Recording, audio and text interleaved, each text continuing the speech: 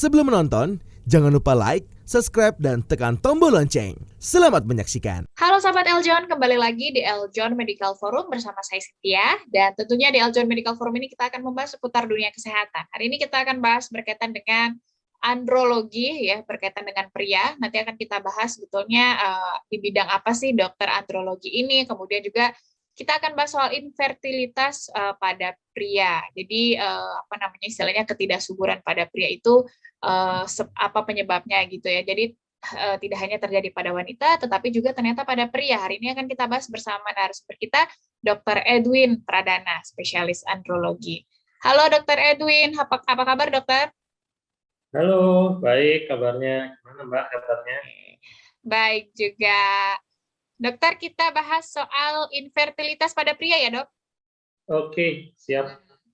Tapi dokter, sebelum saya mulai pertanyaan infertilitas nih dokter, mungkin sedikit boleh dijelaskan ke dokter, andrologi itu apa sih? Mungkin masyarakat di sini masih banyak yang belum tahu, silakan dok. Oke, ya benar Mbak. Memang andrologi itu masih jarang dikenal sama masyarakat kita. Tadi Mbak sudah bilang salah satu bidang andrologi itu adalah infertilitas pria. Padahal dokter andrologi itu tidak hanya cuma ngurusin masalah infertilitas pria saja. Jadi andrologi itu nanti ngurusin masalah infertilitas, kemudian masalah seksualitas, kemudian nanti ada penuaan dari pria juga, kemudian ada kontrasepsi pria bahkan gitu ya, sama nanti ada tumbuh kembangnya. Jadi kalau boleh saya ringkas itu yaitu tadi 5 bidang dari andrologi tadi. Memang di masyarakat yang paling dikenal itu kalau nggak infertilitas pria dan masalah seksualitas gitu. Betul. Oke deh. Oke, baik dokter, kita bahas infertilitas nih dokter. Tadi infertilitas pada pria itu sebetulnya apa sih dokter? Apakah bisa disebut juga yang orang-orang awam suka bilang gitu ya dokter, mandul pada pria gitu dokter. Sebetulnya apa nih dokter infertilitas pria? Silakan dokter. Oke, jadi kita kembali lagi ke definisi dari infertilitas itu sendiri, Mbak. Jadi kalau berdasarkan Undang-Undang Kesehatan itu, definisi infertilitas itu adalah ketika suatu pasangan, suami dan istri, rutin berhubungan badan selama 1 tahun tanpa menggunakan alat kontrasepsi, terus belum dikaruniai anak, itu yang disebut dengan infertilitas. Jadi infertilitas sendiri memang bisa terjadi pada pihak pria maupun dari pihak wanita. Memang dari beberapa penelitian menyebutkan bahwa dari pihak pria itu sendiri itu memegang peranan sekitar 30% loh, Mbak. Jadi lumayan besar ini. Jadi kalau pria dan wanita dikombinasi mungkin sekitar ada mungkin 60%-an, sedangkan untuk prianya sendiri itu sekitar 30% sendiri. Oke. Jadi menekankan kembali, apakah infertilitas itu sama dengan mandul? Kalau saya pribadi, saya kurang sependapat dengan istilah itu sendiri ya. Jadi kalau misalnya pasangan sudah lebih dari 1 tahun belum dapat momongan juga, belum tentu dia mandul. Bisa jadi mungkin karena mereka menunda atau mungkin ada masalah dari si spermanya gitu kan ya. Nah masalah spermanya kayak gimana ya perlu dilakukan pemeriksaan sperma juga. Jadi kalau dari saya pribadi, kalau istilah mandul itu kalau ternyata nanti di air maninya tidak terdapat sperma, terus kita cari spermanya di dalam testis si prianya atau buah jakar prianya, di mana itu adalah pabrik si spermanya, tidak didapatkan sperma sama sekali, baru ya bisa muncul istilah mandul itu tadi. Tapi kalau misalnya baru misalnya 3 tahun nikah kok belum punya momongan, begitu diperiksakan ternyata spermanya ada cuma mungkin kualitasnya kurang, itu masuk infertilitas tapi belum tentu mandul. Itu aja. Oke, jadi apa namanya pria sebetulnya juga ada perannya gitu ya dokter ya, kalau misalnya terjadi ketidakhamilan dalam jangka waktu yang lama gitu ya dokter, ya mungkin masyarakat kan lebih banyak yang mengetahui wanitanya gitu ya dokter.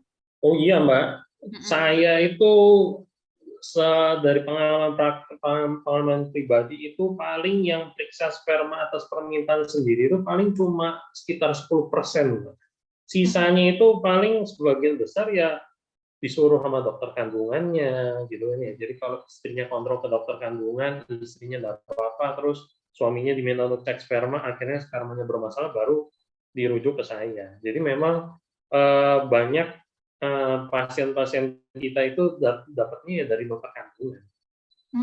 Nah, sekarang dengan adanya berbagai macam talk show gitu kan ya, edukasi kayak gini, memang ada beberapa masyarakat yang tiba-tiba tuh, wah, mau periksa sperma sendiri dok gitu kan ya. Makanya biasanya kalau pasien datang bawa hasil sperma sendiri, pasti biasanya saya tanya, tuh yang nyuruh cek sperma siapa?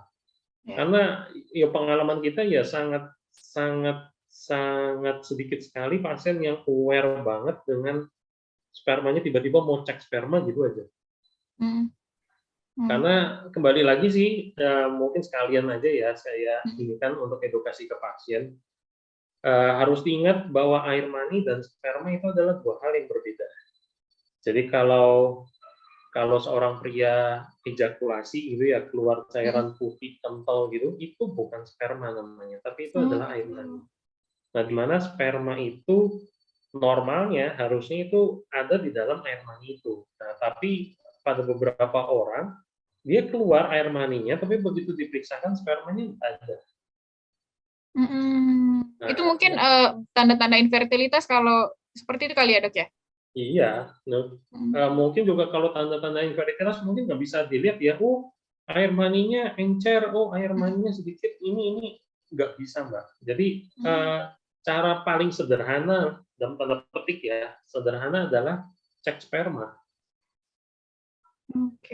Dari cek sperma itu kan nanti kelihatan, oh jumlah spermanya berapa banyak, gerakannya kayak gimana, bentuknya kayak gimana, gitu kan ya. Dari situ nanti kita bisa menilai, oh ini kira-kira memungkinkan nggak untuk nanti bisa menghamili pasangannya. Gitu. Jadi kalau cuma melihat dari secara dari kasat mata gitu ya, yang dilihat, oh keluar cairannya banyak gitu, kental gitu, oh bagus ini.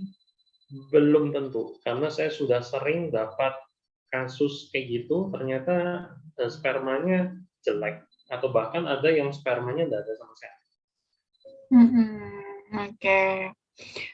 Tapi dokter, kalau infertilitas ini masih bisa diusahakan gitu kah dokter untuk memiliki anak misalnya gitu dokter, atau memang sama sekali tidak bisa sebetulnya nih dok? Masih bisa mbak, cuma memang permasalahannya adalah pengobatan sperma itu membutuhkan waktu yang cukup lama, karena sperma sendiri mulai dari benih sampai jadi sperma matang yang kayak kecebong yang berenang itu butuh waktu sekitar 3 bulan.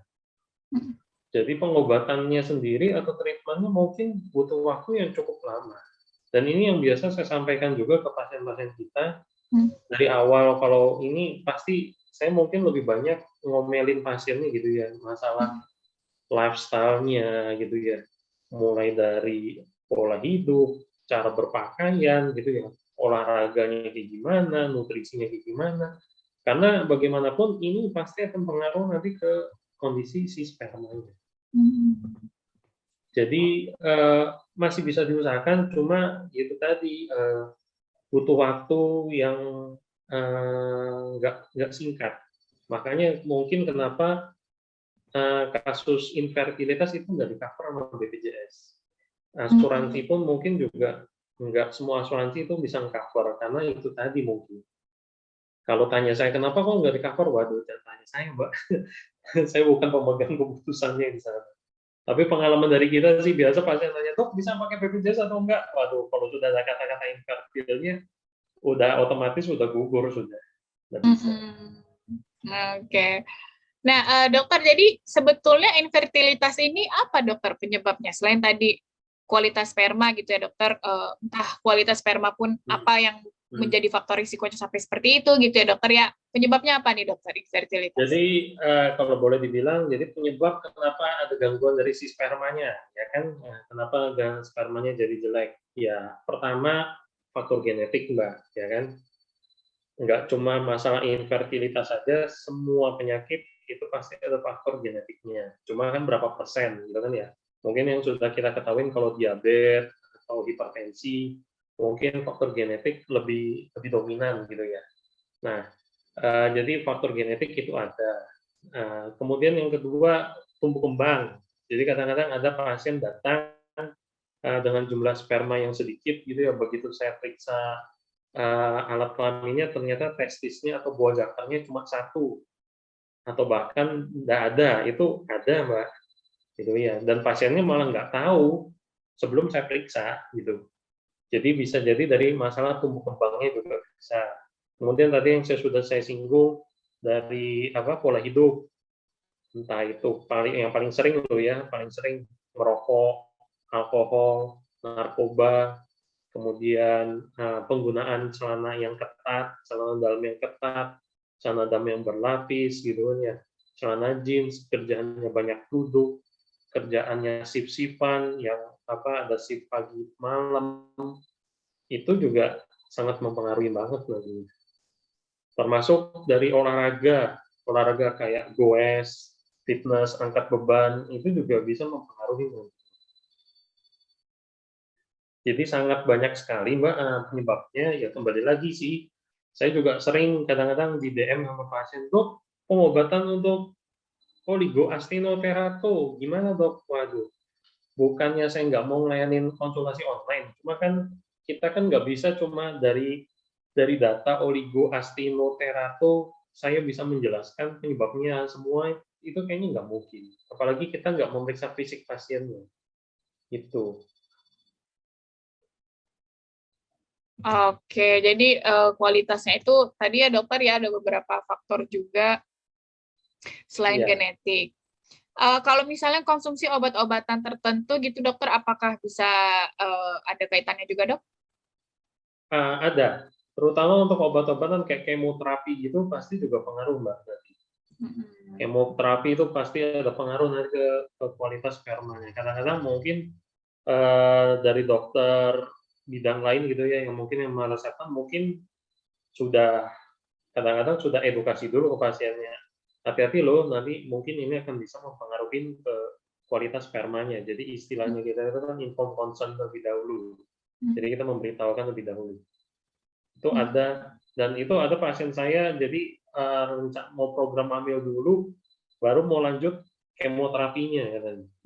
Ya kalau memang misalnya bisa kita treatment sesegeranya lebih bagus gitu kan ya. Kalau misalnya untuk hamil secara alami nggak memungkinkan, mungkin ya harus naik ke bayi tabung gitu. Itu alternatifnya. Oke. Kalau kaitannya dengan berat badan dokter, katanya kalau misalnya obesitas gitu dokter ada berpengaruh. Iya Mbak, pengaruh Mbak. Jadi berat badan dalam hal ini mungkin kita juga melihat dari lingkar perutnya juga, itu akan berpengaruh. Jadi semakin besar lingkar perut seorang pria, secara tidak langsung lingkar pahanya juga pasti akan besar gitu ya. Nah, lingkar paha membesar itu pasti akan secara tidak langsung dia akan menjepit dari buah zakarnya si pria ini. Oke. Nah, kenapa buah zakar pria itu diletakkan di bawah sana, menggelantung di bawah sana? Karena sperma itu tidak suka panas atau sensitif terhadap panas. Jadi secara tidak langsung kalau seorang pria lingkar perutnya besar, lingkar pahanya jadi besar, otomatis buah zakarnya akan kejepit, akan terlalu panas di sana sehingga kualitas spermanya akan rusak, akan jelek. Mekanisme yang kedua, kalau lingkar perutnya besar itu nanti mungkin juga akan pengaruh nanti ke hormonnya, Mbak. Jadi ada ketidakteraturan dari hormonnya, sehingga nanti akan mempengaruhi nanti ke produksi dari si spermanya itu. Jadi ya kembali lagi biasanya juga kalau pasien saya obesitas, mungkin yang berat badannya di atas 120 gitu, mungkin saya perlu melakukan pemeriksaan penunjang lain, yaitu pemeriksaan hormonal gitu. Oke. Nah, jadi dokter berarti sebetulnya sebelum menikah itu apakah bisa dicek dokter pria ini kemungkinan bisa infertilitas nantinya atau gimana? Bisa dicek artinya, Dok? Bisa, Mbak. Sangat bisa sekali. Ya itu tadi saya bilang beberapa yang saya bilang tadi sekitar 15% pasien saya yang minta periksa sperma atas permintaan sendiri itu beberapa ada yang memang belum nikah, rencana mau nikah gitu kan ya, dia pengen tahu dulu dok gimana gininya, ya monggo silakan bisa loh. Ya cuma kembali lagi kadang-kadang yaitu seorang pria karena menganggap yang keluar pada saat ejakulasi itu adalah mereka bilang itu sperma, ngapain saya periksa? Wong saya keluarinnya banyak kok, padahal ingat itu adalah cairan air mani, itu bukan sperma. Jadi belum tentu ada spermanya ya dok ya? Betul, jadi kalau mau tahu spermanya ya periksa sperma. Jadi misalnya seorang bujangan gitu ya masih belum nikah gitu mau cek sperma ke lab ya bisa, silakan, tidak ada masalah. Asal pasiennya mau aja kan ya, dan berani gitu kan ya. Kadang-kadang pasien kalau disuruh cek sperma itu, waduh, susahnya setengah mati mbak. Betul. Dan kebanyakan pengecekan itu dilakukan oleh perempuan gitu ya dokter ya, mungkin belum aware juga atau seperti apa kali ya. Makanya saya bilang biasanya sih saya dapat pasien itu rujukan dari dokter kandungan. Jadi perempuannya sudah dari dokter A sampai Z gitu ya, sudah didatangi dokter kandungannya, tidak masalah, begitu suaminya diminta untuk cek sperma, spermanya tidak ada gitu kan ya. Ya sekarang bukan siapa yang salah ya kan, makanya kembali lagi ke definisi awal tadi, kalau misalnya sudah 1 tahun, sudah nikah, rutin berhubungan badan tanpa menggunakan alat kontrasepsi, terus belum punya momongan, tidak ada salahnya. Yang pria periksa, yang perempuan juga periksa. Gitu. Oke. Kalau jadi pengecekan ini dokter dicek spermanya, nanti bisa terlihat kualitasnya gitu dokter, atau hanya melihat ada sperma atau tidaknya? Gimana sih dokter pengecekan ini nanti akan seperti apa? Kalau pengecekan sperma, iya mbak, nanti ada laporannya, jadi nanti jumlah spermanya berapa, gerakannya kayak gimana, bentuknya kayak gimana, gitu kan. Nah dari situ nanti menggambarkan memang kualitas spermanya nanti. Mungkin kalau masyarakat sekarang gitu ya, jadi kalau masyarakat atau pasien yang sudah pernah periksa sperma, itu kan nanti keluar tuh laporannya, ada angka-angkanya gitu kan. Mereka mungkin nggak ngerti dok bacanya ini gimana. Nah biasanya sih sama lab itu nanti di keterangan paling akhir itu ada namanya kesan atau istilahnya kesan gitu ya. Nanti itu yang saya bilang pakai bahasa planet tadi, oligo, asteno, terato, zoospermi, zoospermi, normozoospermi. Nah kadang-kadang pasien itu nggak ngerti kan, ini maksudnya apa sih? Akhirnya mereka apa? Browsing, hanya ke Google gitu kan ya. Dari kata-kata itu nanti jebret, masukin ke Google, nanti keluar, ini ada masalah dari ininya. Baru mereka mencari mungkin ya ke dokter andrologi gitu kan ya, atau mungkin ya ke dokter terdekatnya untuk konsultasikan masalah si sperma. Oke. Nah, sahabat Eljon, tadi kita sudah tahu ya infertilitas pria itu apa sih penyebabnya. Kemudian juga tadi kita bisa tahu juga ternyata air mani dan sperma itu berbeda gitu ya. Jadi banyak hal yang mungkin tadi belum aware oleh masyarakat kita ketahui. Tapi jangan kemana-mana, kita akan lanjutkan membahas mengenai infertilitas pada pria, tetap di Eljon Medical Forum.